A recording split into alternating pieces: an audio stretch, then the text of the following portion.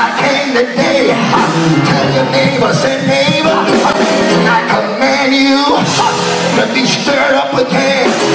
I command you to be fired up again. Say yeah.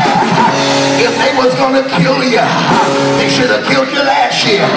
But I got a new revelation that no weapon, I said no weapon formed against me shall prosper. Do I have anybody to tell your neighbor, say neighbor, I command you to be stirred up again.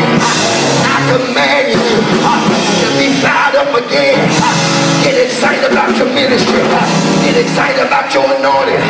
Because I'm glad that if God be for me, I gotta go, y'all. Tell me who can be against me. I got a word from the mouth of God. Stand on your feet and tell your neighbor, say neighbor, I'm stirred up again. I'm stirred up about my future. I'm excited about my children. My children gonna be delivered. My grandchildren gonna be saved. All is in and I hear I'm gonna carry. I hear. Tell your neighbor, say neighbor, you ain't gonna sit up in here and not be stirred up.